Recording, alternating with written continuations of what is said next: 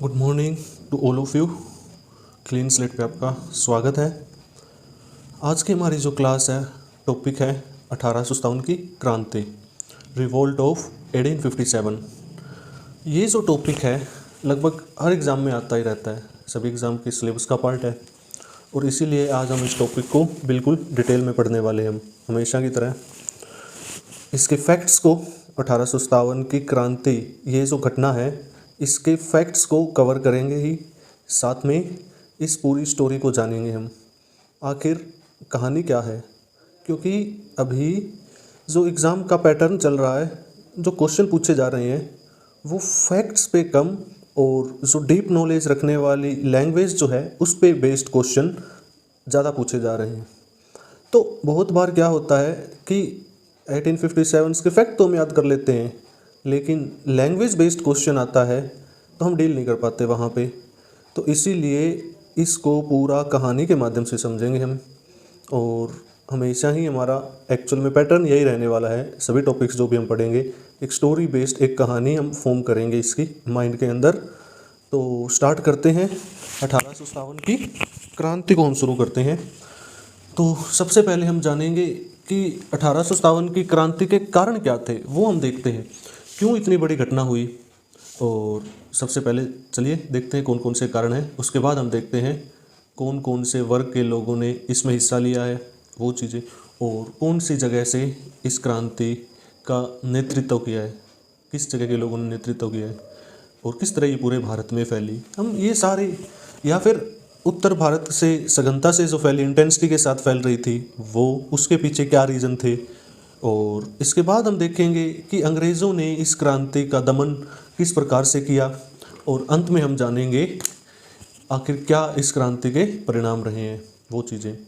क्योंकि आप सभी लोग 1857 की क्रांति को एक असफल क्रांति के रूप में देखते हो, लेकिन आज की क्लास के बाद जब एंड में हम परिणामों पे चर्चा करेंगे इस क्लास के, तो आप खुद इस चीज़ का बताओगे कि ना तो ये क्रांति पूर्णतः सफल थी, ना ही 1857 की क्रांति जो है पूर्णतः असफल थी। ठीक है ना, ये बीच की थी। वो हम कैसे एंड में बात करेंगे, हम जो भी चीज़ें थी, क्यों, क्या रीज़न थे इसके, ये हम एंड में डिस्कस करेंगे। तो चलिए स्टार्ट करते हैं। सबसे पहले देखेंगे 1857 की क्रांति के कारण। ठीक है, यहीं से सबसे पहले सामाजिक और धार्मिक कारण अगर मैं डिस्कस करूं, यहाँ पे इतनी बड़ी घटना के पीछे एक कारण तो जिम्मेवार नहीं हो सकता, यहाँ पे एक से ज़्यादा कारण होंगे। ठीक है, स्टेप बाय स्टेप हम देखते हैं कौन कौन से हैं यहाँ पे। तो सबसे पहले हम सामाजिक और धार्मिक कारण देखते हैं, सोशल और रिलीजियस कॉजेस। ओके, फिर राजनीतिक कारण देखें हम, पॉलिटिकल कॉजेस कौन से हैं, वो चीज़ें। आर्थिक कारण और प्रशासनिक कारण भी देखेंगे हम, एडमिनिस्ट्रेटिव कौन से थे और इकोनॉमिक कॉजेस कौन से थे। ठीक है ना, ये सारी चीज़ें हम डिस्कस करेंगे। इतना बड़ा विद्रोह इन वजह से भारत में हुआ, वो सारी तो सामाजिक और धार्मिक कारण से स्टार्ट करते हैं। हम देखते हैं कि तत्कालिक कारण कौन से थे, क्योंकि देखिए तत्कालिक कारण को पहले इसलिए पढ़ रहे हैं हम क्योंकि आक्रोश तो बहुत लंबे समय से सभी लोगों में चल ही रहा था, विरोध भी चल रहा था, कुछ कुछ जगह पे विद्रोह भी हो रहे थे, लेकिन उनको अंग्रेज़ों ने दबा दिया। लेकिन इस बार ऐसी कौन सी चिंगारी ने ऐसा काम किया कि अंग्रेज़ तुरंत दबा नहीं पाए और धीरे धीरे ये बढ़ता चला गया। ठीक है, तो तत्कालिक कारण देखते हैं। ठीक है, कौन से, ये देखिए आप यहाँ पे, कि आप सभी जानते हैं कि सैनिक विद्रोह ही था। सैनिक विद्रोह क्यों हुआ, जो कि तत्कालिक कारण है। सैनिक विद्रोह हुआ दिसंबर 1856 के अंदर हुआ ये। ठीक है, एक नई राइफल इंट्रोड्यूस की गई थी और उसी के यूज़ को मना किया था सभी सैनिकों ने। तो क्यों ऐसा हुआ वो आप समझिए। 1856 में एक नई राइफल इंट्रोड्यूस हुई थी जिसका नाम था न्यू इनफील्ड राइफल, आपने सुना होगा। इससे पहले जो राइफल काम में लेते थे वो थी ब्राउन बेस। ब्राउन बेस के साथ क्या था कि सबसे पहले एक सैनिक को फायर करने के लिए, गोली चलाने के लिए हमेशा 2 बैग कैरी करने होते थे, जो आप डायग्राम में देख लेना, कार्टेज। ठीक है ना, 2 बैग, एक में तो बारूद भरा होता था, गन पाउडर जिसको हम, ठीक है, दूसरे में क्या भरा हुआ होता था, दूसरे में बुलेट्स भरी हुई होती थी। ठीक है, गोलियाँ। अब इन दोनों बैग को कैरी करना एक समस्या थी यहाँ पे। ठीक है, दूसरा, जब किसी सैनिक को फायर करना है, सोचो आप, उससे पहले अपनी गन के अंदर, जैसे देखो गन दिखाई दे रही है ना, इसके पहले बारूद भरा जाता था इसमें, उसके बाद उसके ऊपर से बुलेट लगाई जाती थी। बारूद भरते समय समस्या क्या होती थी आप सोच के देखिए, कभी बारूद ज़्यादा डल जाता था, कभी कम डल जाता था, ठीक है ना, इस टाइप से। तो सैनिक ने, जिसका काम है गोली चलाना, कभी तो वो चला ही नहीं पा रहा है और कभी वो ज़्यादा बारूद होने की वजह से फट जाती थी बंदूक। ये तो बहुत बड़ी समस्या बन रही थी। अब इसका समाधान क्या किया गया कि एक ही कार्टेज बना दिया गया, एक बैग टाइप बना दिया गया। अब समझिए, एक बैग बनाया और उसी में बुलेट डाल दी गई और उसे नाप तोल की मात्रा में गन पाउडर भर दिया गया। अब ये आसान था सभी सैनिक के लिए, उन्हें एक ही बैग कैरी करना पड़ता था। इस बैग में भरा होता था गन पाउडर और एक में बुलेट, ठीक है। अब ये आसान प्रोसेस थी। इससे क्या होता, सैनिक तुरंत इसे खोलते और इस जगह को दांत से काटना पड़ता था। और यह भी समस्या का आगे कारण बनेगा, मैं बताऊंगा। दांत से काटा इस जगह से, गन पाउडर डाला नपी तुली मात्रा में और उसे गन में लोड किया और ऊपर से बुलेट लगा दी और फायर कर दिया। एक तो इसमें टाइम भी कम लग रहा था यहाँ पे, और डबल बैग कैरी नहीं करने पड़ते, और नपी तुली मात्रा में था। यह भी नहीं था कि बंदूक फट जाएगी ज़्यादा बारूद से। ये समस्याओं का समाधान किया था अंग्रेज़ों ने। लेकिन क्या प्रॉब्लम आती है बाद में, ये जो आपको दिखाई दे रही है कार्ट्रेज, इस कारतूस के ऊपर गाय और सूअर की चर्बी से ग्रीस किया गया इसके ऊपर। ये जो जगह दिख रही है ना आपको, दांतों से काटना पड़ता था ये। अब सोचिए, सूअर की चर्बी को मुस्लिम धर्म में हराम माना जाता है, हिंदू धर्म में गाय पूजनीय है, हम गाय को पूजते हैं, तो उसकी चर्बी को दांत से काटना धर्म भ्रष्ट करने जैसी चीज़ होगी ना यहाँ पे। तो इस वजह से सैनिकों ने मना किया, हम इस नई राइफल का यूज़ नहीं करेंगे। अब आप सोच सकते हो, आखिर क्यों उन्होंने एनिमल की फैट से ग्रीस किया, या क्यों उन्होंने जंतुओं की चर्बी से जंतुओं की चर्बी का इस्तेमाल किया। प्लास्टिक का भी तो यूज़ कर सकते थे, पॉलीथीन का यूज़ कर सकते थे वो चीज़। तो देखिए 1856 तक प्रॉपर मैनर में प्लास्टिक का आविष्कार हुआ ही नहीं था, ठीक है। इस कारतूस को सेफ रखने के लिए कि ये मॉइस्चर ना पकड़े, बारिश हो तो ये गीला ना हो जाए इस मौसम में, इसलिए ज़रूरी हो गया था कि इसे चर्बी से ही ग्रीस किया जाए। तो आज शायद पहली बार आपको इस कहानी की, कारतूस की कहानी पता चली होगी, क्यों मना करते थे सैनिक।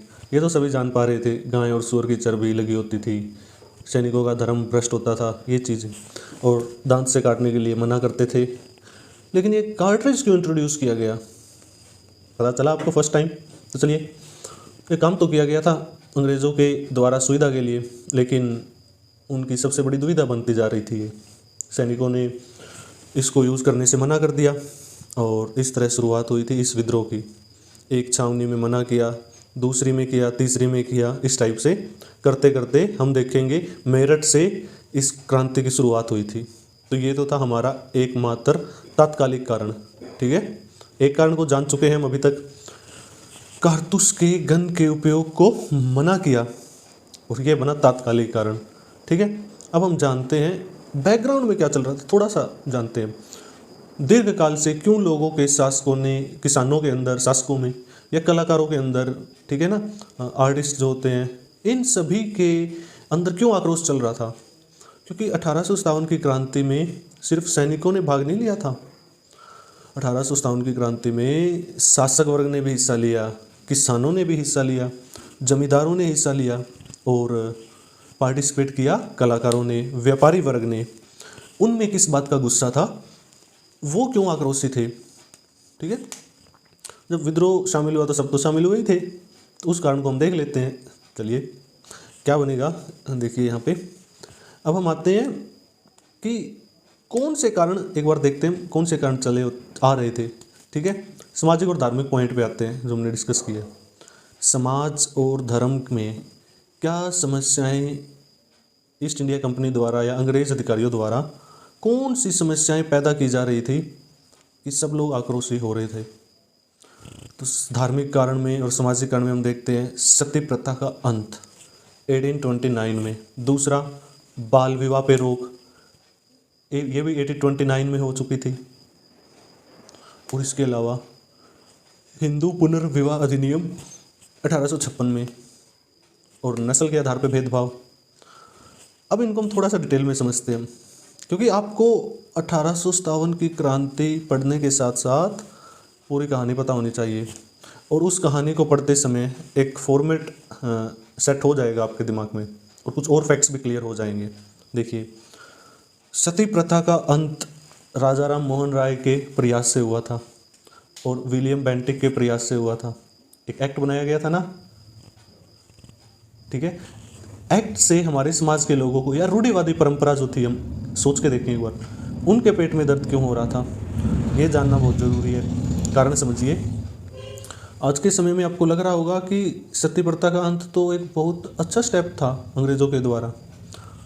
1829 में जो एक्ट बनेंगे, 2 एक्ट बनेंगे, एक सती प्रथा के अंत के लिए और बाल विवाह के रोक के लिए, ये दोनों तो बहुत अच्छे कदम थे, बहुत अच्छे स्टेप्स लिए अंग्रेज़ों ने।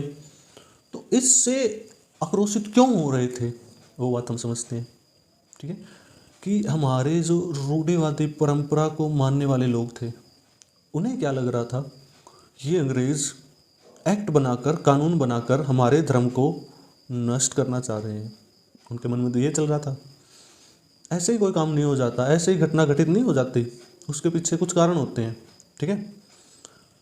जैसे ये एक बात करें हम, ईसाई मिशनरी 1813 ईस्वी के अंदर इन मिशनरियों को परमिशन मिल गए थे, आप भारत में धर्मांतरण करवाइए, आप लोगों को क्रिश्चियन बनाइए, मदर टेरेसा वाली मिशनरी, ठीक है, एग्जाम्पल है बस वो। उससे पहले भी आगे थे, लोगों का धर्म परिवर्तन आगे थे, 1813 में इन्होंने शुरू कर दिया था। उसके बाद 1829 के अंदर एक क्रोनोलॉजी के रूप में थोड़ा सा सेट कीजिए आप दिमाग के अंदर, कि 29 के अंदर सती प्रथा का अंत कर दिया, पहले ईसाई बनाने का, फिर सती प्रथा का अंत और बाल विवाह का अंत। लेकिन अगर समाज के लोगों को, उन्हें ये लगने लग गया कि ये तो हमारे धर्म के खिलाफ काम कर रहे हैं, चाहे जितना भी अच्छा काम हो, वो अच्छा नहीं बन पाता। माइंड सेट हो जाता है उनका इस बात पे कि प्रेजेंट में अगर हम सोचें, हम सभी को पता है कि बहुत सारा टाइम सोशल मीडिया पे देना अच्छी बात नहीं है ना, पता है आपको, लेकिन आप फिर भी देते हो वो टाइम। तो सिनेरियो सोच के देखिए आप थोड़ा सा, आपके मम्मी पापा आपसे ज़बरदस्ती मोबाइल छीन करके अलग रख दिया, आपको ना मिले मोबाइल, और आपको ये कहा जाता है कि आपकी भलाई के लिए हो रहा है, ये आपके भविष्य के लिए हो रहा है, ताकि आप पढ़ो लिखो, नौकरी प्राप्त करो और एक अच्छा जीवन जियो, इसलिए ज़रूरी है कि प्रेजेंट में आप मोबाइल ना चलाओ, आप सोशल मीडिया स्पेशली वहाँ पे टाइम वेस्ट ना करो। किया तो जा रहा है अच्छा काम पेरेंट्स के द्वारा ना, लेकिन आप इस बात का विरोध करोगे या समर्थन करोगे? डेफिनेटली आप इस बात का विरोध करोगे। क्यों? क्योंकि कोई भी अच्छा काम यदि ज़बरदस्ती से किया जाता है तो वो कभी अच्छा नहीं बन पाता। हाँ, आपको खुद रियलाइज़ हो कि मैं जो इतना टाइम जो सोशल मीडिया पे व्यतीत करता हूँ वो मेरे लिए घातक सिद्ध हो सकता है, और खुद से आप ये कहो कि पापा मम्मी 24 घंटे में से 12 घंटे 15 घंटे आप मोबाइल अपने पास रख लीजिए, मुझे मत दिया करो, मैं मांगूँ तब भी मत दिया करो, ताकि मैं अपना टाइम वेस्ट ना करूँ, पढ़ाई में ध्यान लगाऊँ। ये अपनी सेल्फ रियलाइजेशन पे एस्टेब्लिश किया है, इसे आप एग्जीक्यूट कर ले जाओगे, ये ठीक वही चीज़ है। तो आज हम समझ सकते हैं कि सती प्रथा क्यों, किस लिए, ये पॉइंट हम समझ रहे हैं। आज के टाइम में हम समझ पा रहे हैं, लेकिन उस टाइम तो रूढ़िवादी के अंदर नहीं समझ पा रहे ना, एक परंपरा को ख़त्म किया गया था। तो परंपरा को जो मानने वाले लोग थे तो उनके तो पेट में दर्द होगा ही होगा, समझ रहे हो। सेम एग्जांपल है ये आपके साथ जो लिया हमने। 1829 के अंदर बाल विवाह पे रोक लगी थी, 29 में काम दोनों ही अच्छे थे, लेकिन हमारे लोग इस अच्छे काम को डाइजेस्ट भी तो नहीं कर पा रहे थे ना, उन्हें लग रहा था कि ये हमारे धर्म को भ्रष्ट करने जैसा है, ठीक है ना। हिंदू पुनर्विवाह अधिनियम, ये भी तो एक अच्छा काम था 56 का, लेकिन ये भी थोपा हुआ था तो अच्छा नहीं लगा। 56 के अंदर ये एक्ट आया। इसके अलावा नस्ल के आधार पर भेदभाव, ये काम ना पहले अच्छा था ना आज के समय में अच्छा है, ठीक है। वाइट मैन बर्डन थ्योरी, अंग्रेज मानते थे इस दुनिया के हमारे अलावा बाकी सभी लोग क्या हैं, बोझ हैं, बर्डन है, हम उन्हें सिविलाइज्ड करेंगे, वो सिविलाइज्ड नहीं है, हम हैं सिविलाइज्ड। तो इतना अंतर समझना और बाकी लोगों को निम्न दर्जे का समझना, ये तो तब भी एक पाप का काम था, आज भी ये एक पाप है ये। लेकिन हाँ, इसके कारण भी हमारे लोगों में रोष था, स्पेशली वो जातियाँ जो स्वर्ण जातियों के रिलेटेड थी। उन्हें लगता था कि आज तक तो दबदबा हमारा चल रहा था, लेकिन हमें कोई क्यों नहीं समझ रहा, हम तो सभी को समझ रहे लेकिन हमें क्यों नहीं समझ रहा, हमें हीन दृष्टि से नहीं देख सकता था। ऐसे ऐसे पॉइंट चल रहे थे। अंग्रेज आ गए हैं, क्या ब्राह्मण है, क्या व्यापारी वर्ग के बनिए हैं अंग्रेज आने के बाद। जितनी भी जनरल कास्ट थी जो प्रेजेंट में देख रहे हो आप, ये जितनी भी स्वर्ण जातियाँ थी, उनको भी अंग्रेज तो हीन दृष्टि से देखते थे, निम्न दर्जे का समझते थे। तो इस वजह से भी समाज के लोगों में आक्रोश था। और इसके अलावा ईसाई मिशनरियों द्वारा धर्मांतरण, ये हमने देखा 1813 में परमिशन दी गई और मिशनरीज में लोगों का धर्म परिवर्तन करवाना शुरू कर दिया था। तो इससे भी लोगों में आक्रोश हो रहा था। नेक्स्ट देखिए, धार्मिक अयोग्यता अधिनियम। ये अधिनियम इम्पोर्टेंट हो जाता है। ये अधिनियम आया था 1850 के अंदर, ठीक है ना। इस अधिनियम में क्या था, यदि कोई पुत्र अपना धर्म परिवर्तन करता है, यानी क्रिश्चियन ईसाई बन जाता है, तो उसे अपने पिता की संपत्ति में अधिकार होगा और बाकी लोगों को नहीं होगा। अपने ही पिता की संपत्ति में अधिकार के लिए लोगों को अपना धर्म परिवर्तन करना पड़ रहा था। ये भी कहीं ना कहीं एक आक्रोश का कारण बना था। और इसके अलावा हम बात करें, जो हमारे स्वर्ण जाति या सामान्य जाति के लोग जो थे, वो क्यों खिलाफ थे। आखिर शासक क्यों आक्रोश में थे, आम जनता क्यों, शासक क्यों, किसानों में क्यों आक्रोश था, जमींदारों में क्यों था, ये सारे पॉइंट पढ़ने हमें तो। और शासक वर्ग जो था वो क्यों खिलाफ हो रहा था ईस्ट इंडिया कंपनी के। तो देखिए,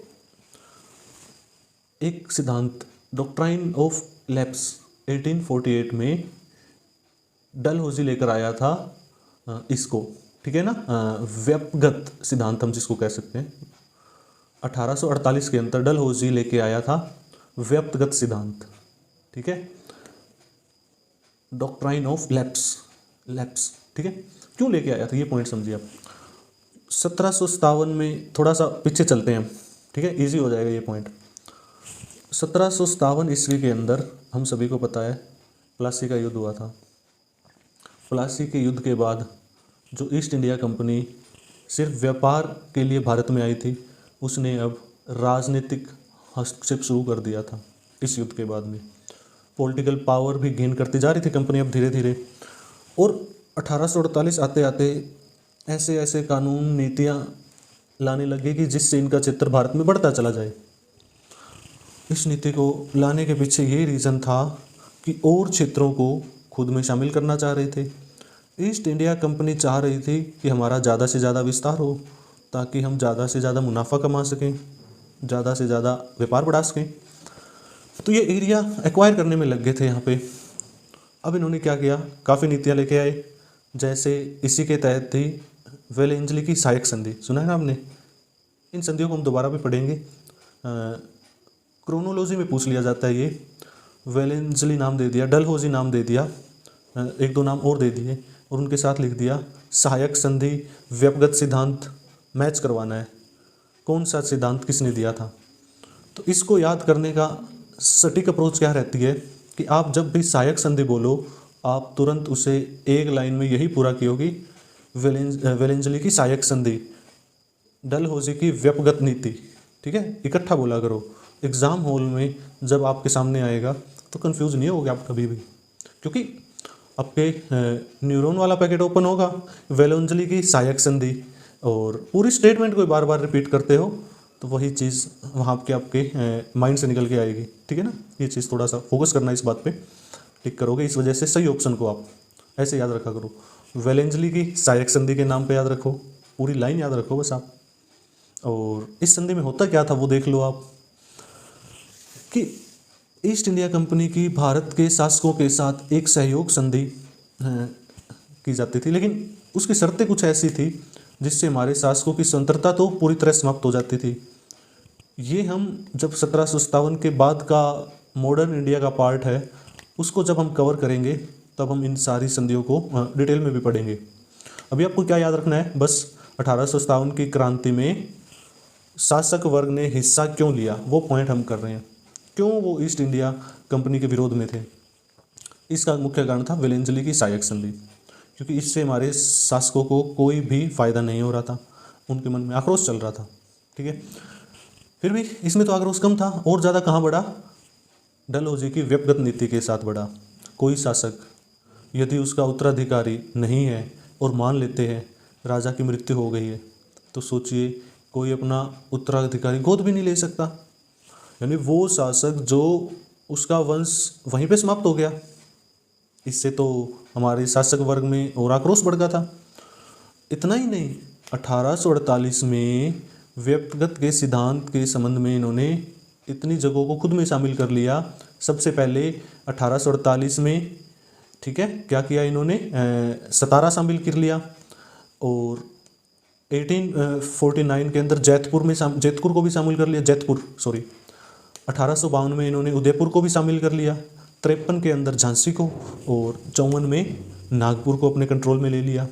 ये क्रोनोलॉजी आपको याद रखनी है, क्योंकि बहुत बार ये क्वेश्चन पूछा गया है कि गोद निषेध नीति व्यक्तिगत नीति के तहत शामिल किए जाने वाले स्थान हैं, उनकी क्रोनोलॉजी सेट करो, उन्हें क्रम के अनुसार जमाने के लिए आपको ये याद होना चाहिए। और हाँ, एक चीज़, ये जो झांसी है इसकी जो सन है, जो ओल्ड एनसीईआरटी की बुक्स है ना, उसमें 1854 दे रखा है, और नागपुर का दे रखा है 1853। ये चीज़ आपको याद रखनी है। जनरली बुक्स जो है विपिन चंद्रा होगी, जैसे पूनम दलाल की बुक आती है, उनमें दे रखा है 1853 और 1854, जबकि एनसीईआरटी ने माना है नागपुर को 1853 में और झांसी को 1854 में शामिल किया गया। ठीक है, तो अब देखिए इन जगहों के जो शासक हैं वो खूब आक्रोश में थे। तो जैसे ही उन्हें मौका मिला कि सैनिकों ने विद्रोह किया, तो वो तो तुरंत शामिल हो गए यहाँ पे। अब देखिए यहाँ पे इसके अलावा कि पेंशन और उपाधियों का अंत, इन अंग्रेज़ों ने क्या किया, जो पेंशन दी जाती थी उसको भी बंद कर दिया, और कर्नाटक, सूरत, इनके शासकों की उपाधियाँ छीन ली इन्होंने। जब शासक का मान सम्मान ही छीन लिया, तो सबसे बड़ी चीज़ ही छीन ली उसकी, तो मान सम्मान छीन लिया, उपाधियाँ छीन ली, तो वो अपना उत्तराधिकारी नियुक्त कर सकता। तो ये तो उसके मान सम्मान को इतना ठेस पहुंचाना है कि वो जिंदा रहे या मर जाए, कोई फ़र्क ही नहीं पड़ रहा। तो इसीलिए उन्होंने तुरंत विद्रोह में अपना हिस्सा दिया या भाग लिया विद्रोह के अंदर इन्होंने। ठीक है, बहादुर शाह जफ़र जो अंतिम मुस्लिम शासक थे, इन्होंने उनको कहा गया एक तो लाल किला खाली करो, आप अपना उत्तराधिकारी नियुक्त नहीं कर सकते। जबकि बहादुर शाह जफ़र के 2 पुत्र थे, लेकिन वो अपना उत्तराधिकारी नियुक्त नहीं कर सकते थे। और हम देखेंगे 1857 की दमन के समय बहादुर शाह जफ़र के दोनों पुत्रों की हत्या कर दी जाती है, और इसीलिए हम कहते हैं भारत का अंतिम मुगल शासक था बहादुर शाह जफ़र। ठीक है, पेंशन और उपाधियों का अंत, कर्नाटक, सूरत के शासकों की उपाधियाँ, पेंशन सब छीन ली। पेंशन किसकी बंद की? देखो, तीसरा आंग्ल मराठा युद्ध हुआ था 1800, कब हुआ था? ये लगभग 1817 में हुआ था, 17-18 के अंदर हुआ था। ये 17 से 18 तक चला था, 1817 to 18 तक। ठीक है, 1818 में पूना की एक संधि हुई थी, जिसके तहत एक मराठाओं का अंत कर दिया गया था, और पेशवा को भेज दिया था अलग जगह, और पेंशन नहीं दी गई। लेकिन उनके मरने पर जो नाना साहब हैं, दूंदू पंत है उनका दूसरा नाम, उनको उनका उत्तराधिकारी नहीं माना गया, क्योंकि वो दत्तक पुत्र थे। दत्तक पुत्र के गोद निषेध प्रथा के तहत इन्होंने नियम बना रखा था, तो उन्हें नाना साहब को नहीं उत्तराधिकारी माना गया और उनकी पेंशन बंद कर दी गई। तो इस वजह से कानपुर में जो विद्रोह का नेतृत्व कर रहे थे, वो कानपुर से कौन कर रहे थे? नाना साहब थे वो। इसके अलावा देखिए, अभी हमने देखिए कि शासक क्यों विद्रोह कर रहे थे, क्यों विरोध में आ रहे थे। अब हम देखते हैं कि आखिर जमींदारों को क्या समस्या आ रही थी, वो क्यों ईस्ट इंडिया कंपनी का विरोध कर रहे थे, वो चीज़ देखते हैं हम। तो एक कमीशन बिठाया गया, ईमान कमीशन, ठीक है ना। कब बिठाया गया था ये? 1852 के अंदर बिठाया गया था डलहौजी के द्वारा।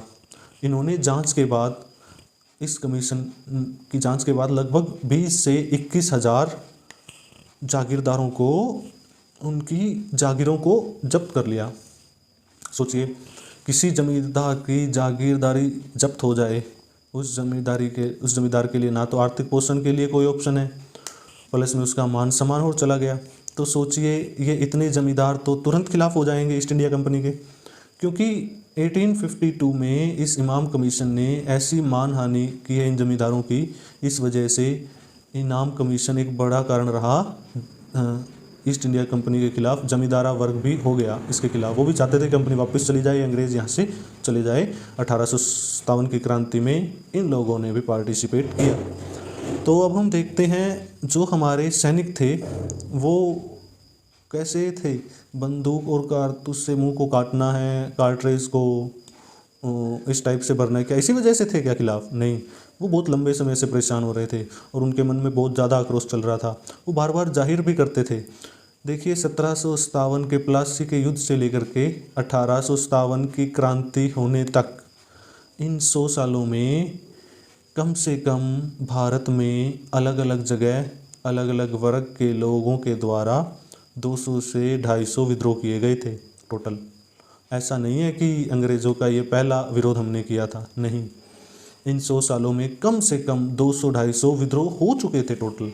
लेकिन ये विद्रोह स्वरूप में इतने छोटे थे या फिर पर्टिकुलर किसी जगह पे हो रहे थे और वहीं पे ख़त्म हो जाते थे, ठीक है।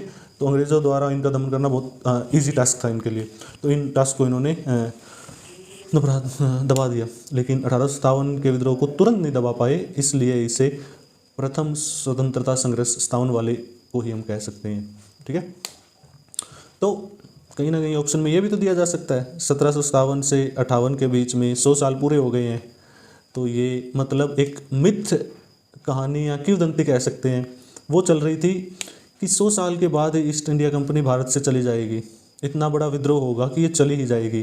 तो कहीं ना कहीं आम जनता के मन में ये विश्वास चल रहा था कि 100 साल हो गए और अब ये पाप का घड़ा भर गया इनका और इनका अंत होकर ही रहेगा। अब तो हम तो उस देश में रहते हैं जहाँ पे राम ने, कृष्ण ने एक पाप का अंत किया है, और जब भी अति हुई है किसी के द्वारा तो अंत में उस पाप का अंत हुआ है और फिर से राम राज्य की स्थापना हुई है। तो हम तो उस बिलीव वाले उस जगह रहते हैं जहाँ आस्था सबसे बड़ी चीज़ है। तो यहाँ पे भी आम जनता ये मान के चल रही थी कि 100 साल हो गए हैं और अब ये अंग्रेज़ है यहाँ से चले जाएंगे, ठीक है। और ये शायद यूपीएससी के अंदर भी पूछा गया था, एक लाइन दी गई थी, क्या आस्था एक कारण थी विद्रोह की? हाँ, तो ये एक बहुत बड़ा कारण माना गया है आस्था, ठीक है ना, ये चीज़। तो सैनिक आखिर क्यों विरोध में थे? और एक तात्कालिक कारण नहीं था कि कारतूस तोड़ना था और मांस था वहाँ पे लगा हुआ इस टाइप से, ये नहीं। कि जितने भी हमारे सैनिक थे, चाहे वो मुस्लिम धर्म से हो, हिंदू से हो, चाहे सिख धर्म से हो, उन्हें अपने धर्म की मान्यताओं को मानने से मना किया गया था। जैसे हिंदू धर्म के सैनिक तिलक नहीं लगा सकते थे, मुस्लिम धर्म के सैनिक अपनी दाढ़ी नहीं रख सकते थे, टोपी नहीं पहन सकते थे, सिख धर्म के सैनिक पगड़ी नहीं पहन सकते थे, ठीक है। तो एक सैनिक अपने रोजी रोटी के लिए सेना में भर्ती हो रहा है, लेकिन इसका मतलब ये तो नहीं है कि आप उसका धर्म छुड़वा दो। आज़ाद भारत में तो हमने धार्मिक स्वतंत्रता रखी ही है। हमने आर्टिकल 151 में हमने क्लास में तो पढ़ा है, ऑफलाइन में पढ़ा है ना, क्लास स्टूडेंट के लिए कह रहा हूँ मैं बस ये बात। 151 में 25, 26, 27 और 28 जो थे, 4 आर्टिकल जो थे धार्मिक स्वतंत्रता से रिलेटेड है ना, उनमें देखो, मैं हमेशा ये बात आपसे शेयर करता हूँ, मॉडर्न इंडिया पढ़ते पढ़ते आपको पूरा अंदाज़ा लग जाता है कि हमारी संविधान सभा किन किन मुद्दों पर काम करेगी और वो कौन से आर्टिकल्स होंगे जो मूल अधिकारों के तहत शामिल किए जाएंगे। तो देखिए, सैनिकों को धार्मिक मान्यता पे प्रतिबंध था, लेकिन अब तो है ना, अब डेमोक्रेसी के अंदर, स्वतंत्र लोकतांत्रिक देश के अंदर क्या है, धार्मिक मान्यता हम मान सकते हैं, हमें धर्म की स्वतंत्रता है। चलिए, धार्मिक मान्यताओं को मनाई थी, इस वजह से सैनिकों में विद्रोह था, रोष था, आक्रोश था उनके मन में। इसके अलावा अगर मैं एक पॉइंट की बात और करूं तो पहले क्या होता था, सैनिक अपने डाक के माध्यम से चिट्ठी भेज सकते थे, वो फ्री ऑफ कॉस्ट होता था। लेकिन 1854 में एक अधिनियम आया, डाकघर अधिनियम, उसके तहत सैनिक को पैसे दे करके अपने घर चिट्ठी भेजनी पड़ती थी। एक तो सैनिक अपने घर से इतनी दूर रहकर सेवा कर रहा है, यानी अंग्रेज़ों की सहायता ही तो कर रहे थे सैनिक हमारे, और ऊपर से ऐसे ऐसे अधिनियम लाए जा रहे कि उनकी सुविधा बढ़ने की बजाय घट रही है, असुविधाएं ज़्यादा बढ़ रही हैं, हम ये कह सकते हैं। तो ये भी आक्रोश का कारण था। इसके अलावा सामान्य सेना भर्ती का एक अधिनियम आया था, ठीक है, तात्कालिक कारणों में से एक था, ठीक है, 1856 के अंदर एक जनरल सर्विस एनलिस्टमेंट एक्ट लाया गया था। इस एक्ट के तहत क्या होता था, प्रत्येक सैनिक को रिटर्न में देना होता था कि जहाँ कहीं भी अंग्रेज़ों को उनकी सेवा चाहिए होगी वो वहाँ जाके सेवा देंगे, जहाँ भी अंग्रेज़ की ज़रूरत होगी वहाँ पे। तो समुंदर पार भी भेज सकते थे अंग्रेज़ों को। अंग्रेज़ों की कॉलोनी तो बहुत ज़्यादा थी ना उस टाइम में, कॉलोनी उपनिवेश बहुत ज़्यादा देश थे, वहाँ दूसरे देश में भेज सकते थे इस कानून के तहत, इस एक्ट के तहत, ठीक है। तो इस बात से हमारे सैनिक बहुत बहुत धार्मिक रूप से भी आहत हो रहे थे, उनकी भावनाएं आहत होने वाली थी, क्योंकि बाहर देश जाके उनको खाना भी तो जैसे हिंदू को तो हिंदू जैसा नहीं मिल रहा था खाना, या इस टाइप से, उस वजह से धार्मिक आहत मिल रही थी, ठीक है, भावनाओं को ठेस पहुंच रही थी। और होता है ना कि एक टाइम तक तो चीज़ें बर्दाश्त की जा सकती है, लेकिन एक ऐसा पॉइंट भी आता है कि ब्लास्ट होता है, ठीक है। तो भावनाओं को बार बार ठेस पहुंचा करके अंत में ये हुआ कि उस क्रांति ने विस्फोटक रूप धारण कर लिया, और ये घटना क्या बन गई, एक क्रांति बन गई, ठीक है।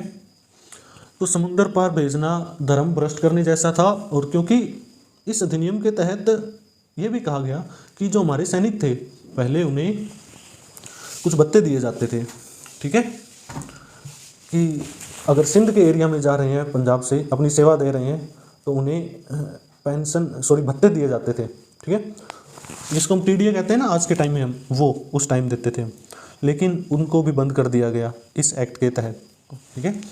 और इसके अलावा हमारे सैनिकों के साथ एक और भेदभाव होता था, वो कौन सा था कि अगर मैं बात करूं, अगर एक भारतीय सैनिक है, मान लो, सोचिए एक सैनिक है वो भारतीय है और एक सैनिक ब्रिटेन का है, ओके, इस चीज़ को समझिए आप, एक भारतीय सैनिक एक ब्रिटेन का सैनिक है, यहाँ पे ये देखिए पीछे, ठीक है।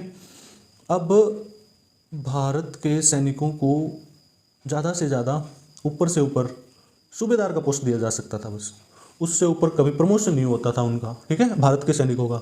जबकि ब्रिटेन के सैनिकों को ज़्यादा वेतन मिलता था और उन्हें उच्च पदों पर बैठाया जाता था।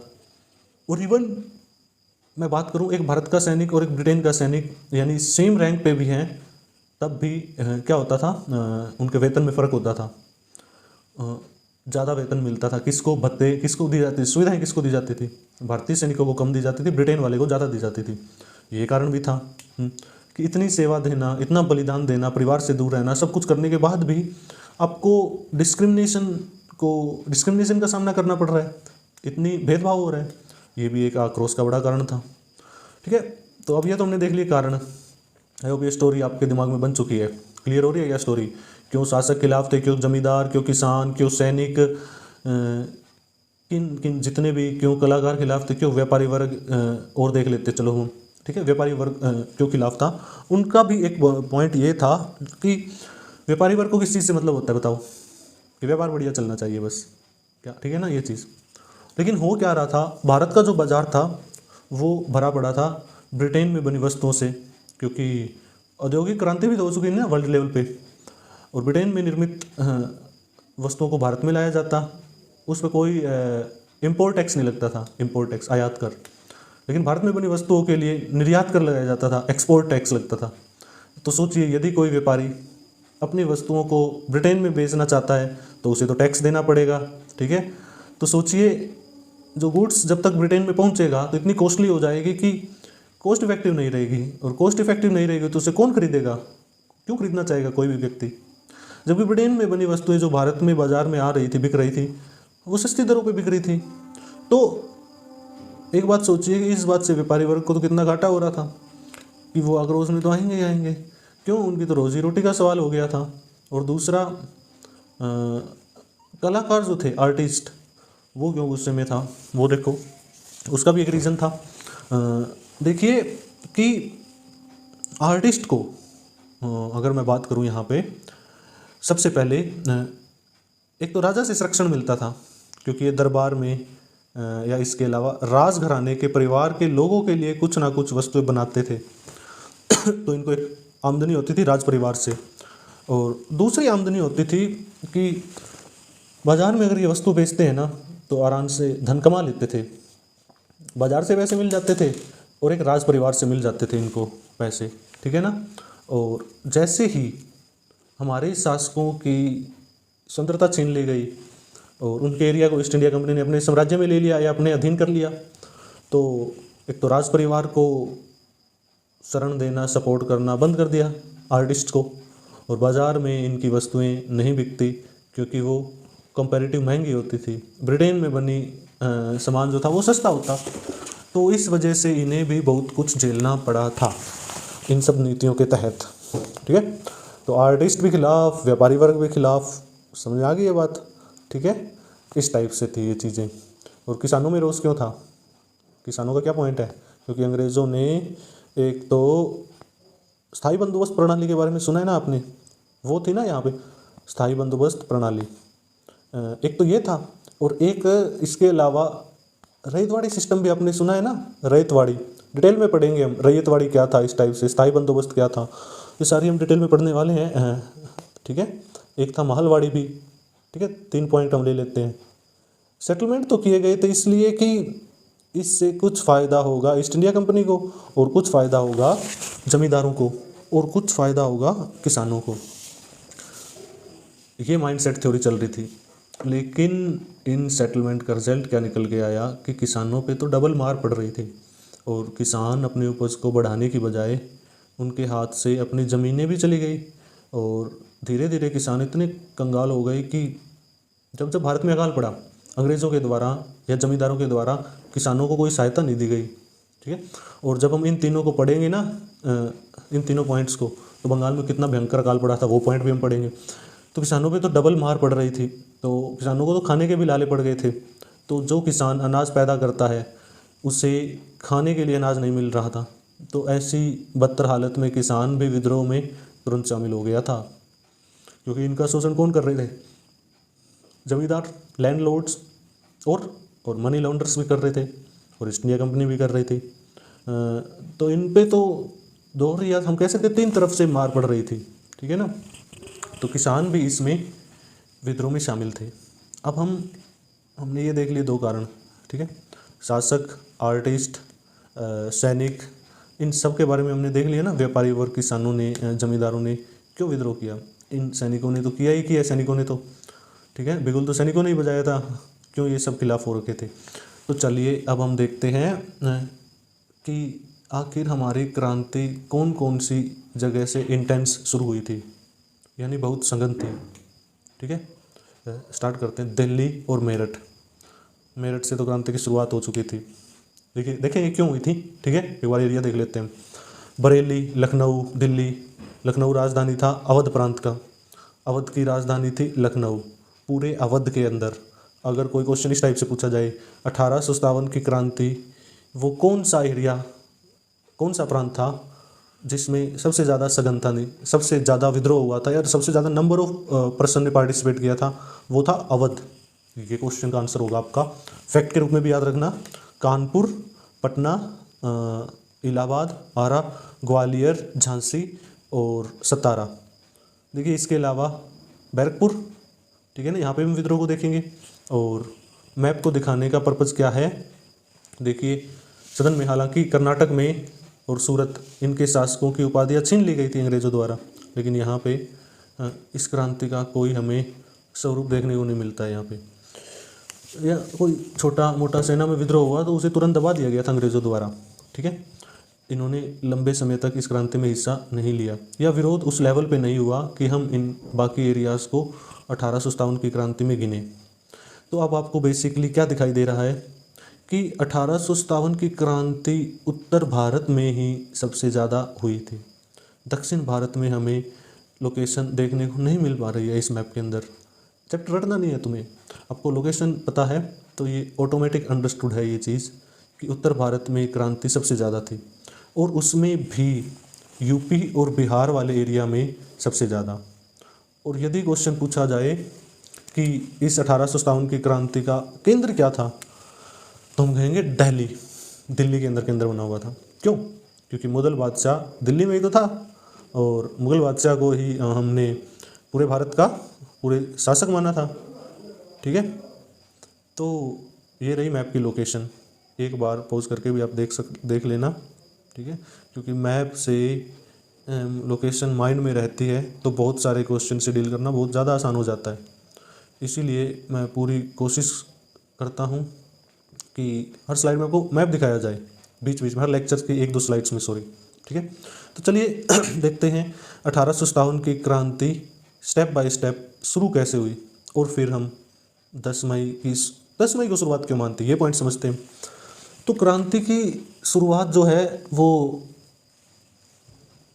उड़ीसा से हम एक बार चलते हैं। ठीक है, क्या था? उड़ीसा के बहरामपुर से नेटिव इन्फेंट्री 1857 में इन न्यू राइफल जो थी, इन्फेंटिव राइफल, उसको मना कर दिया। ठीक है ना, न्यू इनफील्ड राइफल, सॉरी। ठीक है, मैंने क्या कहा था? दिसंबर 1856 में ये राइफल इंट्रोड्यूस की गई थी।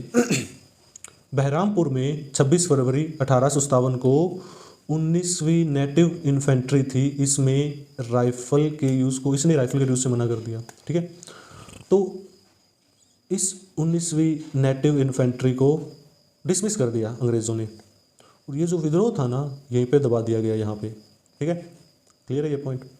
फिर इसके बाद क्या आता है? बैरकपुर में विद्रोह हुआ, और ये जो मंगल पांडे जो नाम था, सुना है ना आपने? 1857 की क्रांति का नाम सुनते मंगल पांडे नाम आता है आपके, इतना तो पता है ना?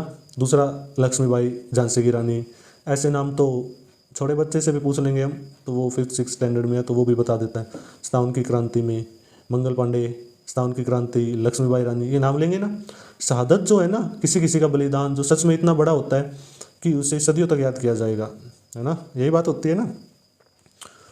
तो बैरकपुर 24वीं नेटिव इन्फेंट्री ने भी मना कर दिया। ठीक है, इस राइफल को, जो नई राइफल आई थी। और मंगल पांडे ने क्या किया यहाँ पे, ये बात है 29 मार्च की।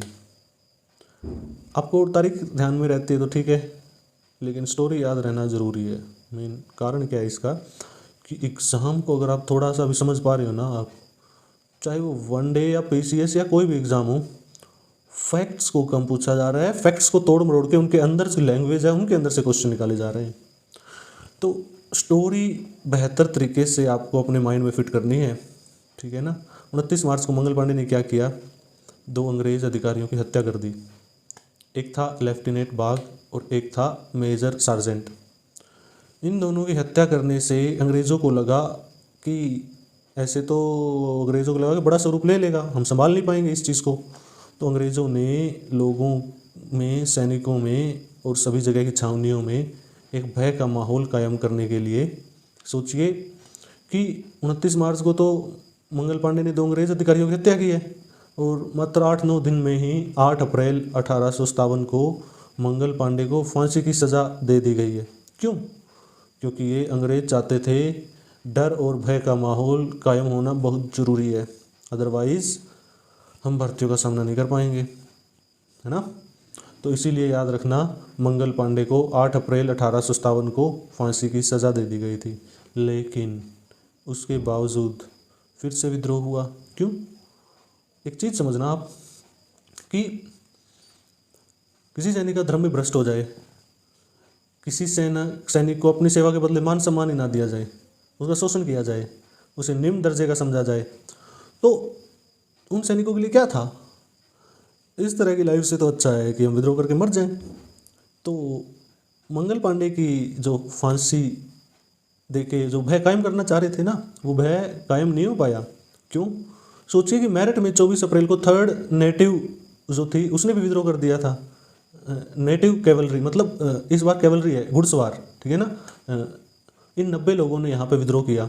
ठीक है, तो अंग्रेज़ों ने फिर से क्या किया, तुरंत इस 3rd नेटिव कैवलरी को भी डिसमिस कर दिया, और इन 90 में से 85 सैनिकों को 9 साल की सज़ा दी गई थी। 9 ईयर, 9 साल ये सैनिक जेल में बंद रहेंगे, क्योंकि अंग्रेज़ों को ये लग रहा था कि बार बार फांसी दी गई ना, अंग्रेज़ यहाँ भी फांसी दे सकते थे। ठीक है, अगर उन्हें लग रहा था कि अगर इस तरह से फांसी देते गए तो इससे तो आम जनता और ज़्यादा भी भड़क सकती है, और सारे सैनिक एकता के साथ होकर के लड़ेंगे, क्योंकि जब इंसान की भावनाओं को इस तरह से ठेस पहुंचाई जाए कि उसके लिए करने या मरने, डू एंड डाई, दो ही चीज़ों का दो ही ऑप्शन रहते हैं फिर तो, या तो वो काम करेगा या वो मरेगा बस। तो यहाँ पे भी डू एंड डाई जैसी सिचुएशन चल रही थी, या तो करो या फिर मरो, ठीक है। नारा तो बहुत बाद में आया था, ठीक है, महात्मा गांधी जी के द्वारा दिया गया करो या मरो का, लेकिन सिचुएशन यहाँ पे भी ऐसी चल रही थी ना ये चीज़। तो इनको क्या किया, फांसी की सज़ा ना देकर के 9 साल की जेल दे दी जाती है यहाँ पे। और अंग्रेज़ों को लग रहा था कि इससे मामला शांत हो जाएगा, लेकिन सैनिक तो इस लेवल पे आक्रोशित थे कि उन्हें शांत कर पाना अंग्रेज़ों के लिए मुश्किल था, मुश्किल क्या नामुमकिन जैसा था। किसी भी तरह की सज़ा से उनके अंदर भय या सज़ा नहीं बन पा रही थी। इसके बाद देखिए अवध रेजिमेंट, 3 मई की बात है 1857, अवध रेजिमेंट ने भी विद्रोह कर दिया यहाँ पे और इस न्यू इनफील्ड राइफल के यूज़ करने से मना कर दिया। अंग्रेज़ों ने फिर से यही चीज़ रिपीट की, अवध रेजिमेंट को डिसमिस कर दिया, यहाँ पे ख़त्म कर दिया। लेकिन अंग्रेज़ यहाँ पे कुछ नहीं कर पाए। देखिए क्या चीज़ है क्या नहीं है, वो पॉइंट हम डिस्कस कर लेते हैं। रेजिमेंट को क्या कर दिया, डिसमिस कर दिया अंग्रेज़ों ने, ठीक है। 10 मई 1857 को मेरठ के अंदर, एक बात समझते हैं पहले, मेरठ के अंदर ये जो 90 सिपाही थे ना, जिसमें से 85 को हमने जेल की सज़ा सुनाई गई थी 9 साल वाले, तो मेरठ में 10 मई को सैनिकों ने क्या किया, विरोध तो किया ही किया था, उसके साथ ही जेल से इन 85 सैनिकों को आज़ाद कर लिया, जेल को तोड़ दिया इन्होंने और इन 85 सैनिकों को आज़ाद करके खुद में मिला लिया। और यहाँ से मेरठ से ये लोग पहुँच गए, सैनिक दिल्ली पहुँच गए। ये 11 मई को ये सैनिक दिल्ली पहुँचे और 12 मई को इन सैनिकों ने दिल्ली पे कब्जा करके बहादुर शाह जफ़र को शासक नियुक्त कर दिया इन्होंने। तो इसीलिए आप समझ पा रहे हैं, बाकी को विद्रोह को दबा दिया गया, डिसमिस कर दिया गया। जो भी जैसे 19th नेटिव इन्फेंट्री थी या 34 नेटिव इन्फेंट्री थी या नेटिव कैवलरी थी 3rd, या अवध रेजिमेंट थी, इनको तो डिसमिस कर दिया गया था। लेकिन ये जो 10 मई को जो सैनिकों ने विद्रोह किया, जेल को तोड़ के 85 सैनिकों को रिहा कर लिया, जिनको जेल की सज़ा हुई थी उनको भी खुद में मिला लिया और अपने साथी सैनिकों के साथ पहुंच गए दिल्ली। और दिल्ली जा कर के इन्होंने दिल्ली पे कब्जा किया और बहादुर शाह जफ़र को अपना या इस क्रांति का नेतृत्वकर्ता नियुक्त किया और ये कहा कि मुग़ल बादशाह भारत के बादशाह हैं, ठीक है, ये याद रखना है यहाँ पे ये बात। इस क्रांति को 10 मई से शुरुआत क्यों मानते हैं, ठीक है ना, दैट्स ए रीज़न। तो ये होगी क्रांति की शुरुआत जो सैनिकों ने की है। अब हम ये देखते हैं कि बाकी जगहों से किस तरह से लोग जो थे या शासक थे या नेतृत्वकर्ता थे, वो कैसे स्टेप बाय स्टेप ऐड होते गए इस क्रांति के अंदर। इसीलिए तो इसका स्वरूप थोड़ा विस्तृत हो रहा था। दक्षिण भारत तक तो ये क्रांति नहीं पहुंच पाई थी, लेकिन उत्तर भारत में सघन कैसे हुई ये हम देखते हैं। देखिए दिल्ली, सबसे पहले दिल्ली को देखते हैं हम। दिल्ली में थे बहादुर शाह जफ़र, लेकिन इनको भी अंग्रेज़ों ने लाल किला खाली कर दो, उत्तराधिकारी आप नियुक्त नहीं कर सकते अपने पुत्रों को, और पेंशन इनको दे रखी थी। लेकिन अब हमारे सैनिकों ने जाकर के बहादुर शाह जफ़र को बादशाह बना दिया था। और देखिए कि सुबेदार बख्त खान, एक नाम याद रखना, सूबेदार बख्त खान, ठीक है, 80 साल के बूढ़े थे बिल्कुल, कोई डाउट नहीं है, लेकिन सूबेदार बख्त खान इन्होंने असल में सारी कमांड जो थी इन्होंने संभाल रखी थी। सैनिकों को और बाकी लोगों को क्या मैसेज देना है, किस तरह से हमें क्रांति को आगे बढ़ाना है और आगे चलाना है, ये सारा का सारा काम किसके पास था, सूबेदार बख्त खान के पास था। एज्ड पर्सन थे, जो एक्चुअल पावर थी वो इस क्रांति की दिल्ली में सूबेदार बख्त खान के पास थी और नाम मात्र के थे बहादुर शाह जफ़र। लेकिन हमारे सैनिकों ने कहा बहादुर शाह जफ़र आप सारे शख्स को चिट्ठी लिखिए और उन्हें ये कहिए कि इस क्रांति में शामिल हो जाओ, ताकि हम ईस्ट इंडिया कंपनी को, अंग्रेज़ों को हमेशा के लिए भारत से भगा सकें। ऐसी चिट्ठी, सहयोग मांगने के लिए चिट्ठी का कहा। तो जफ़र ने क्या किया, ऐसा किया, सभी शासकों को चिट्ठी लिखी और उनसे सहयोग मांगने की कोशिश की कि सहयोग कीजिए आप। देखते हैं धीरे धीरे अब कौन कौन से शासकों ने साथ दिया और कौन से ने नहीं दिया।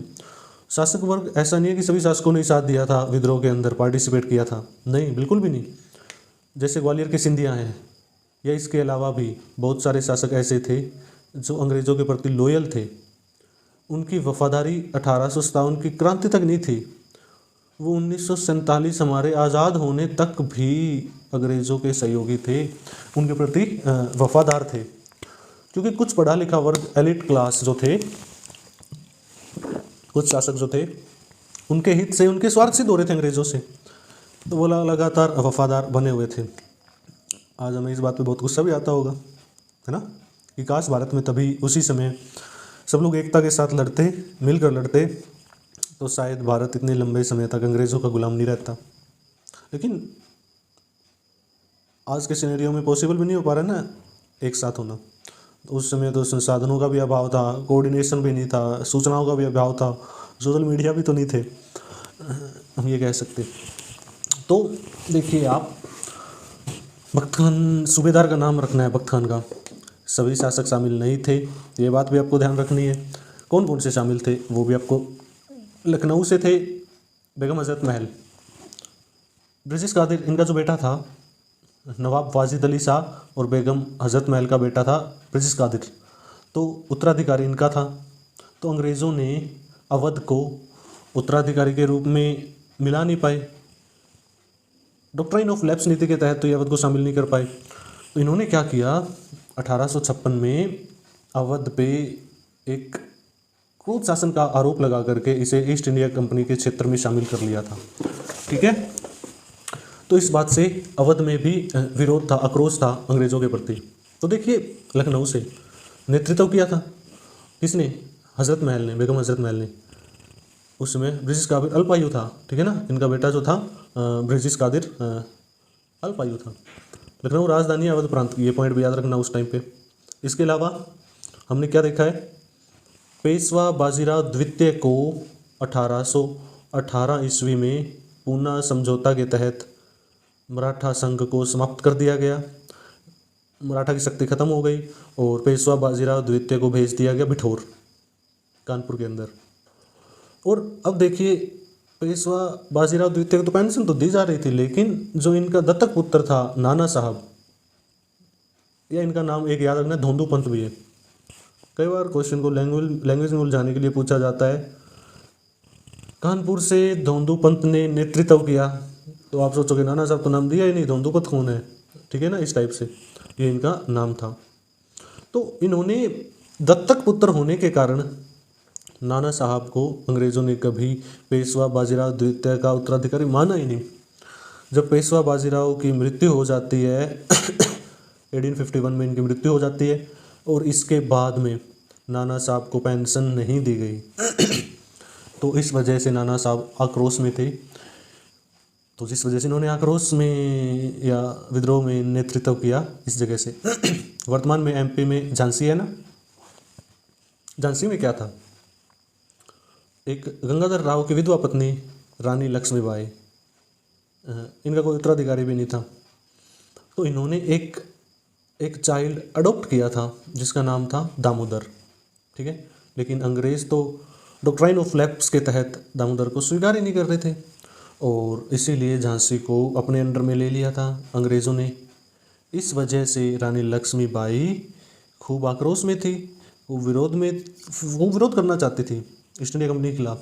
जैसे ही 57 की क्रांति शुरू हुई तो तुरंत इन्होंने भी भाग ले लिया। बहुत बार क्या होता है कि आपको एक मौके की तलाश होती है ना, कि कब विरोध को या कब इस काम को जंग में, युद्ध में तब्दील किया जाए, कब इनका जमकर विरोध किया जाए। तो ऐसा नहीं है कि रानी लक्ष्मीबाई इससे पहले आक्रोशित नहीं थी, ठीक है, विरोध भी करती थी, लेकिन ये मौका मिल चुका था इनको विरोध करने का, ठीक है। तो 1857 की क्रांति में ही झांसी से नेतृत्व किया था रानी लक्ष्मीबाई ने, और इनका नेतृत्व तो इतना गजब था कि बाद में सुभद्रा कुमारी चौहान ने हिंदी में कविता लिखी थी, बूंदे ले हर बोलू मुँह से, हमने सुनी कहानी थी, खूब लड़ी मर्दानी थी, वो तो झांसी वाली रानी थी। इस टाइप से लाइनें हैं ना सुभद्रा कुमारी चौहान की। तो इनका तो हम इतना अप्रिसिएशन करते हैं। जिस समय औरतों को पर्दा प्रथा, सती प्रथा, बाल विवाह जैसी कुप्रथाओं का सामना करना पड़ता था, उस समय में लक्ष्मीबाई ने अंग्रेज़ों के दांत खट्टे किए। ये मुहावरा बचपन में हम पढ़ते आ रहे हैं, क्योंकि ये अपने आप में एक बहुत बड़ा मैसेज था किसी स्त्री का इस लेवल पे आके विद्रोह करना। तो बचपन में हम पढ़ते थे रानी लक्ष्मीबाई ने अंग्रेज़ों के दांत खट्टे किए, पढ़े हैं ना। तो चलिए, अब हो सकता है बचपन में आप सोचते हो क्या नींबू के दांत खट्टे किए थे क्या। तो देखते हैं आगे, तांत्या टोपे को देख लेते हैं एक बार। कानपुर में एक बार तो नाना साहब की मदद की थी तांत्या टोपे ने और इसके बाद में लक्ष्मीबाई की मदद की थी तांत्या टोपे ने। तांत्या टोपे का नाम, एक नाम है रामचंद्र पांडुरंग, भी नाम है इनका दूसरा नाम जरूर याद रखने दूसरे, धोंदूपंत और एक रामचंद्र पांडुरंग जिसको हम बुला सकते हैं। तो एक चीज़ देखिए अब कि जब भी आरा से बाबू गौरपुर ने नेतृत्व किया था, बरेली से खान बहादुर खान ने किया। खान बहादुर खान नाती थे किसके, हाफिज़ रहमत खान के थे। ये हाफिज़ रहमत खान के नाती थे। खान बहादुर खान ने नेतृत्व किया और फैज़ाबाद से किया मौलवी अहमदुल्ला ने किया।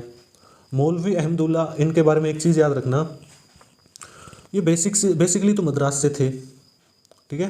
कहाँ से थे? मद्रास से थे। जो फैज़ाबाद में विरोध कर रहे हैं ये बेसिकली मद्रास के रहने वाले थे और इस समय ये यहाँ पे फैज़ाबाद में रह रहे थे बस। और इन्होंने 1857 की क्रांति का नेतृत्व किया। बागपत को देखते हैं। शाहमल कोई शासक नहीं था इसलिए इनकी स्टोरी पता होना सबसे बड़ा पॉइंट है, क्योंकि प्रेजेंट में ना क्वेश्चन पूछने का पैटर्न हम देख पा रहे हैं, उसमें ये है कि ऐसे लोगों को आइडेंटिफाई करके उनके काम पूछे जा रहे हैं जो बेसिकली शासक नहीं थे, जो बहुत वीआईपी लोग नहीं थे, कहने का मतलब ये, लेकिन काम इनके ज़्यादा बड़े थे कि प्रेजेंट में हम उन्हें बहुत ज़्यादा इम्पोर्टेंस देना चाह रहे हैं, ठीक है। पढ़ा भी ना हो आपने बागपत से किसने विरोध किया था, इस क्रांति को संभाला था, ठीक है। बागपत से शाहमल को थोड़ा सा डिटेल में पढ़ेंगे हम। देखिए, इसके अलावा लियाकत अली इलाहाबाद से भी तो कर रहे थे नेतृत्व। किसने किया था इलाहाबाद से? लियाकत अली ने किया था। और अगर किसी जगह का नेतृत्व यहाँ पे छूट गया ना तो आप कमेंट सेक्शन में बताना, ठीक है। या फिर हम नेक्स्ट क्लास क्वेश्चन की करेंगे तब हम कर लेंगे, ऑफलाइन क्लासेस में भी कर लेंगे हम, ठीक है। तो जैसे कमेंट करोगे तो उन कमेंट से अदर स्टूडेंट्स को भी पता लग जाएगा आपको, ठीक है।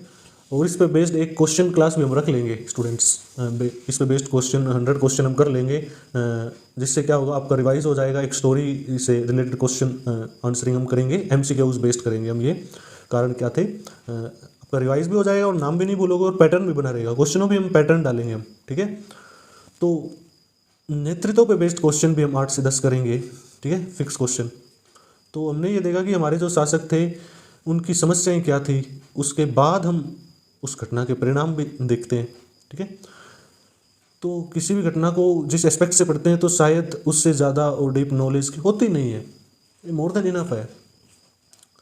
तो एक बात करते हैं बागपत के शामल की बात कर लेते हैं, जो टॉपिक हम बीच में चला रहे थे। बागपत बिल्कुल दिल्ली के पास में है, ठीक है।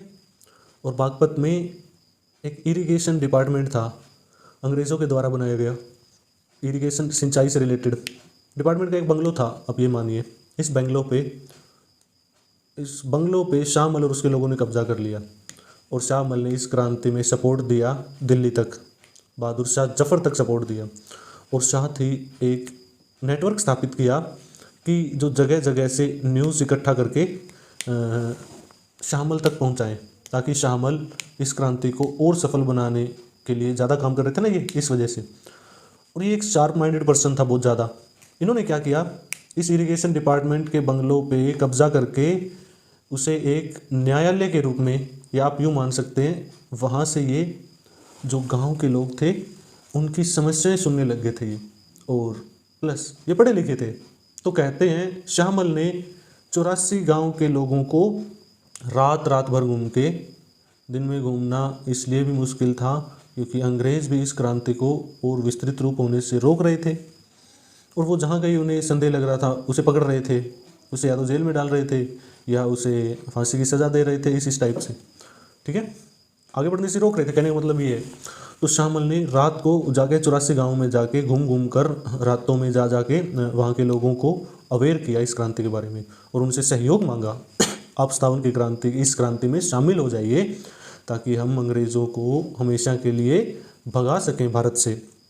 तो इन्होंने बेसिकली अवेयरनेस का काम किया और एक इंटेलिजेंस ग्रुप बनाया जो इनको सूचना ही दे रहा था, और एक गांव के लोगों को क्या समस्याएं आ रही थी उनका समाधान करना शुरू किया।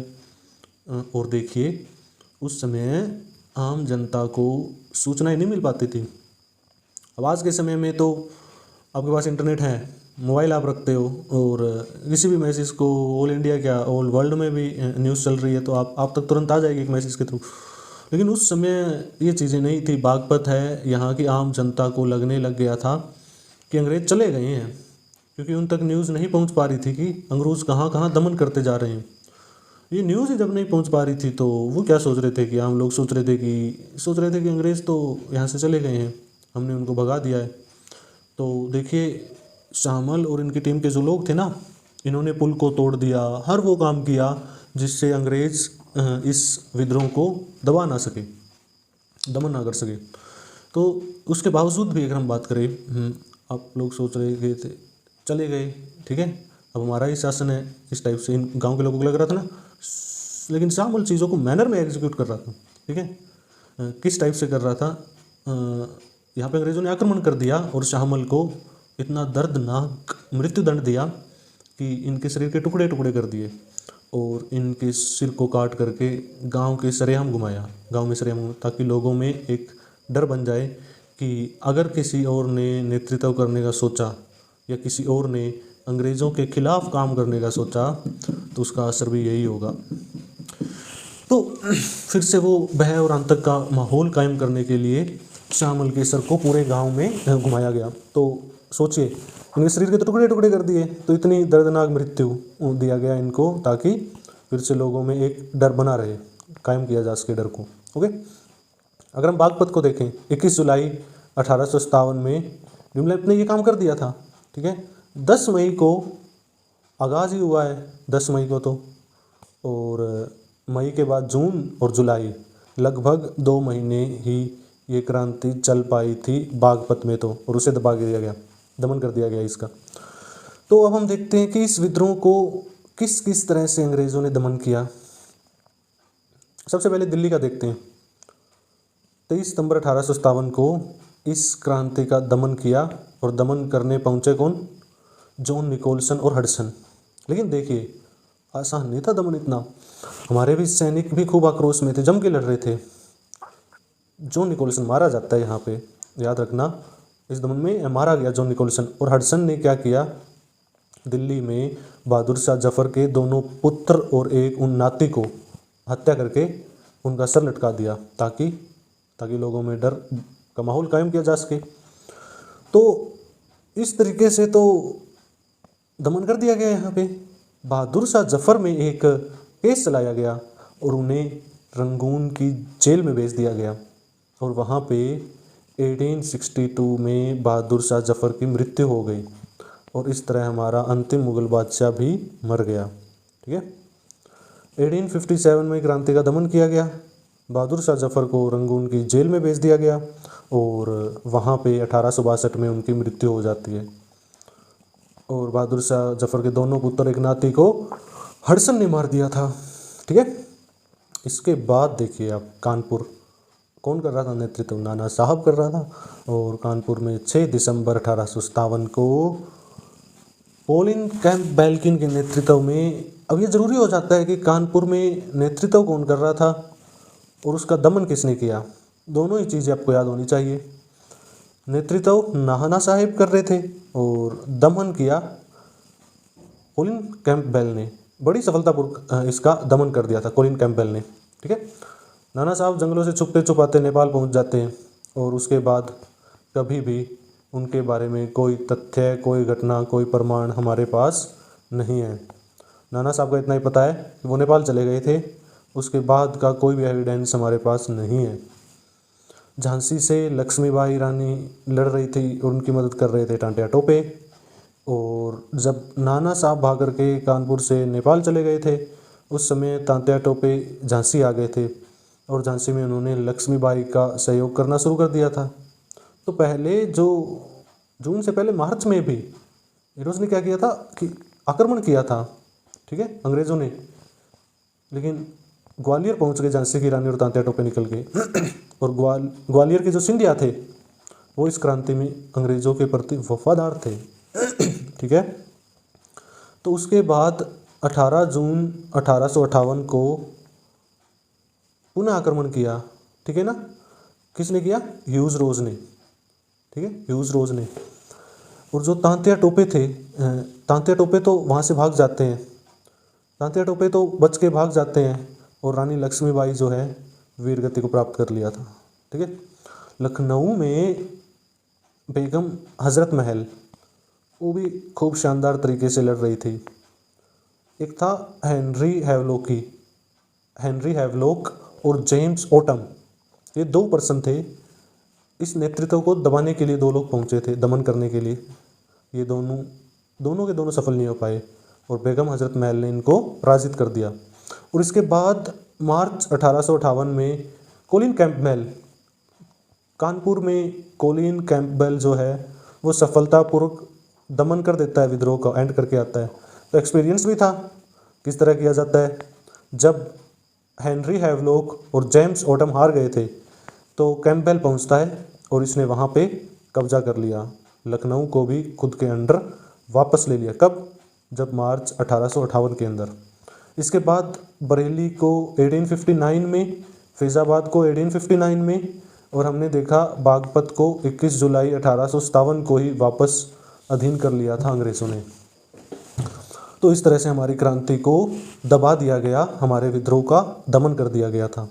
ओके, अब हम देखते हैं कि अब तक हमने क्या देखा, 57 की क्रांति के कारण क्या थे, कौन सी जगह से किसने नेतृत्व किया था और वो नेतृत्व क्यों किया गया था, क्या समस्याएं आ रही थी, क्यों अगेंस्ट थे ये इसके। और फिर हमने ये देखा कि इन नेतृत्व का, इस विरोध का अंग्रेज़ों ने किस तरह से दमन किया, किस तरह से दबाया। इसके बाद हम देखेंगे आखिर असफलता या हम कहेंगे पूर्णतः सफल नहीं होने के कारण क्या थे। पूर्णतः सफल नहीं होने के कारण क्या थे, पूरा सफल ना होने के कारण क्या थे, वो पॉइंट हम देखते हैं गाइस। वो कौन कौन से रहेंगे। तो पहली चीज़ तो हमने मैप में हमने देख लिया था, क्रांति पूरे भारत में नहीं हुई थी, ठीक है।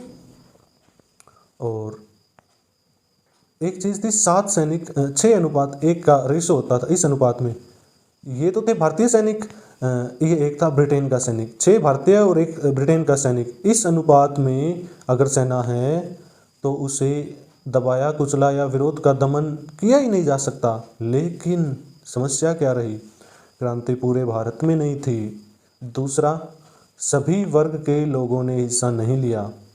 इसकी बजाय ये कहना ज़्यादा बेहतर रहेगा कि एक लाइन, सभी वर्ग के सभी लोगों ने हिस्सा नहीं लिया, क्योंकि वर्ग तो सभी आ गए थे, हमने देख लिया था, है ना। व्यापारी वर्ग भी आ गया था, शासक वर्ग भी आ गया था, जमींदार वर्ग भी आ गया था, किसान वर्ग आ गया था, इसके अलावा कलाकार आर्टिस्ट वर्ग भी आ गया था, सैनिक वर्ग भी तो था ही।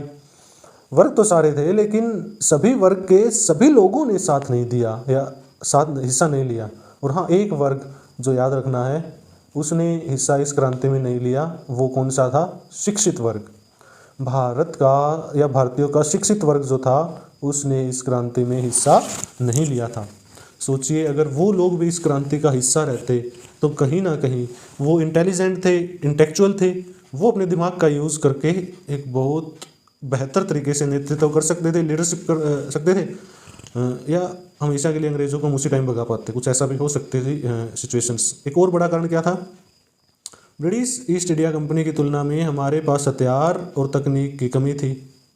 आप देखिए, जब तक आंग्ल मराठा युद्ध और ये सारे युद्ध चल रहे थे, या एक चीज़ ये समझिए आप लोग कि मैसूर और मराठा, इनके जो सैनिक शक्ति थी ना, ये जितनी पावरफुल थी, ये उतने ही अंग्रेज़ पावरफुल थे, ना इनसे कम ना इनसे ज़्यादा, ठीक है। फिर आखिर क्यों मराठा हारना शुरू हो गए?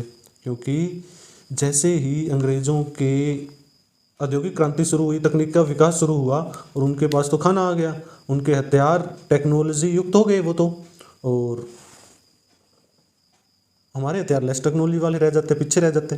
और इसके बाद में बाद के समय में 1850 के बाद का जो समय है, या बेसिकली 1830 के बाद का जो समय है, वहाँ से ब्रिटिश ईस्ट इंडिया कंपनी ज़्यादा ताकतवर होने लग गई। क्यों? क्योंकि उनके पास हथियार और तकनीक दोनों ही आ गए थे। दूसरी चीज़ देखिए यहाँ पे 1856 में अंग्रेज़ों ने जिस रेलवे लाइन को बिछाना शुरू किया था, उसी के साथ हमने पीछे की क्लासों में टेलीग्राफ की लाइन के बारे में पढ़ा है ना, ऑफलाइन क्लास में स्टूडेंट्स, ठीक है ना। तो कम्युनिकेशन उनका अंग्रेज़ों का अच्छा हो गया था, जबकि हम भारतीयों के लिए तो ये सेवा थी नहीं। इसलिए याद रखना ये पॉइंट, जहाँ अंग्रेज़ों के पास तकनीक और हथियार अच्छे थे, वहीं हमारी क्रांति में प्रतीक का काम कौन कर रहे थे? कमल का फूल और रोटी। एक गांव से दूसरे गांव तक न्यूज़ पहुंचाने के लिए रोटी और कमल के फूल का यूज़ किया जा रहा है, और दूसरी तरफ अंग्रेज़ रेलवे, टेलीग्राफ और प्लस में हथियारों में भी अच्छी टेक्नोलॉजी वाले हथियार यूज़ में ले रहे हैं।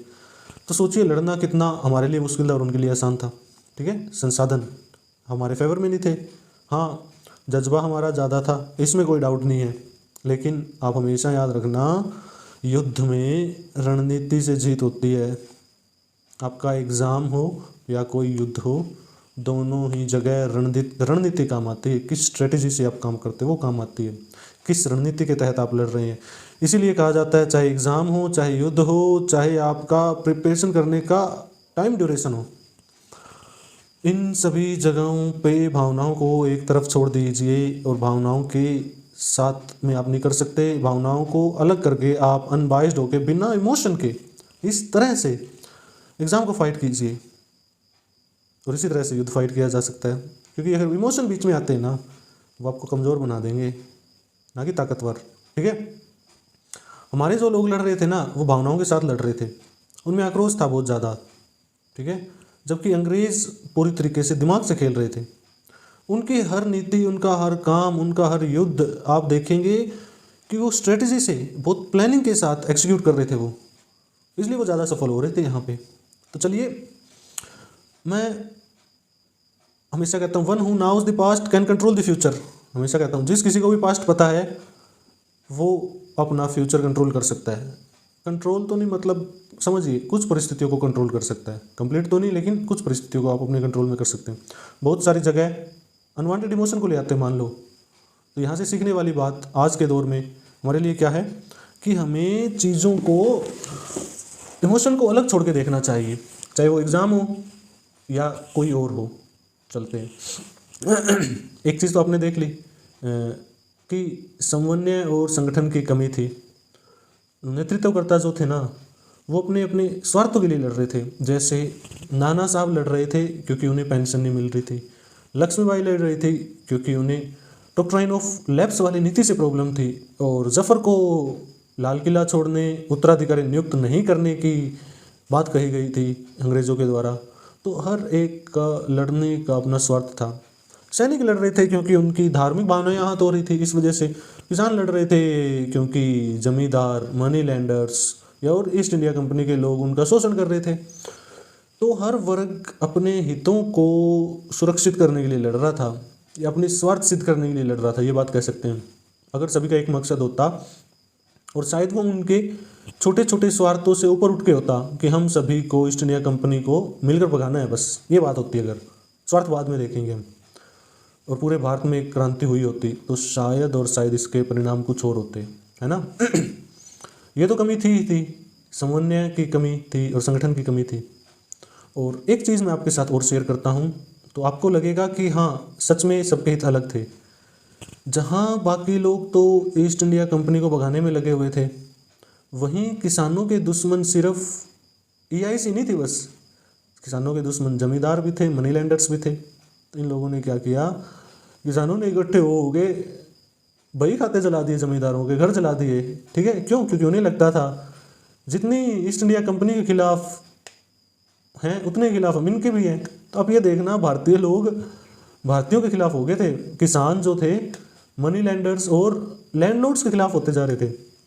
और इसी 1857 की क्रांति के दौरान उनके बही खाते ही जला दिए, तो सोचिए हमारे हित बिल्कुल अलग अलग हुआ है ना, फैक्ट है ये। नेक्स्ट टॉपिक जो है, पॉइंट भी यही है कि सभी हित अलग अलग हैं। अब हम देखते हैं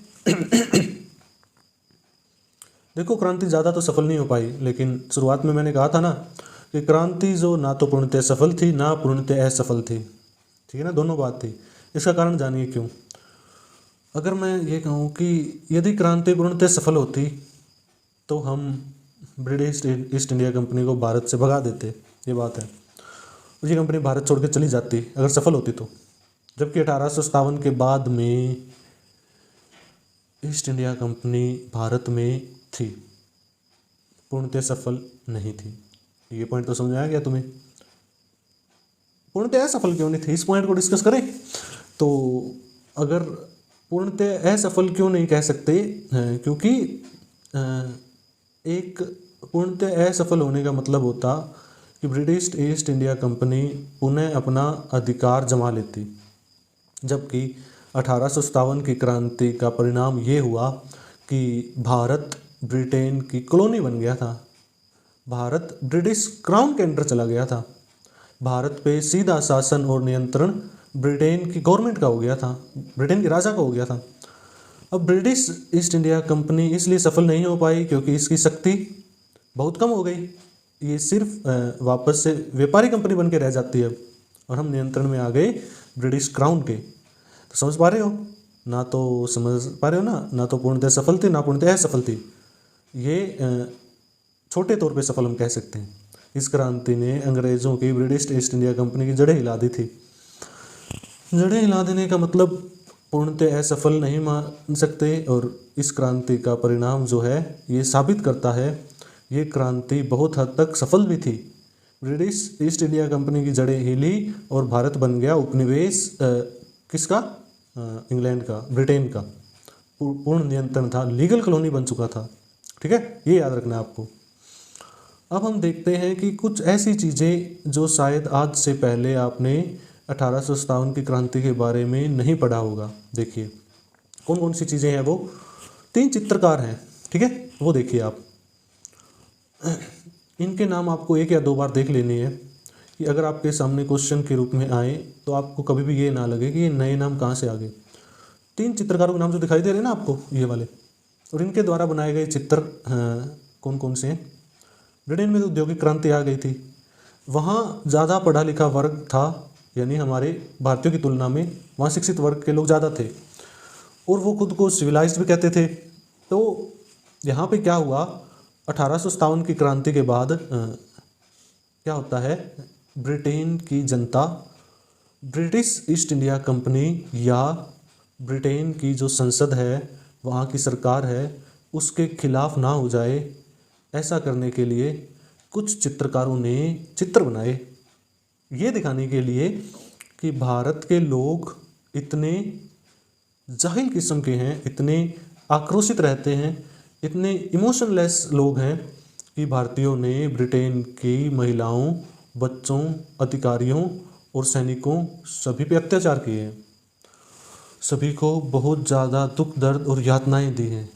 जब इन चित्रकारों ने ऐसे चित्र बनाए तो ब्रिटेन की जनता ने कहा ऐसे लोगों पे तो हमें शासन करना ही चाहिए, और ब्रिटेन के लोग फेवर में आ गए ब्रिटिश ईस्ट इंडिया कंपनी के और ब्रिटेन की गवर्नमेंट के। ठीक है ना, तो अंग्रेज़ों की कितनी सोची समझी चाल थी।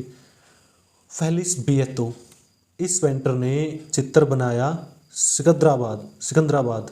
ठीक है, इस चित्र में इन्होंने मार्मिक विवरण दिया है इन्होंने कि इतना मार्मिक चित्रण कि उसे देख के किसी भी ब्रिटिश इंसान के मन में ये आएगा कि भारतीय कितने क्रूर हैं और कितने निर्दयी हैं, तो उन्हें तो सिविलाइज्ड करना ही पड़ेगा हमें, हम पढ़े लिखे हैं तो इसलिए हमें सिविलाइज्ड करना चाहिए। तो सोचिए इस भावना को और भी दृढ़ बना दिया।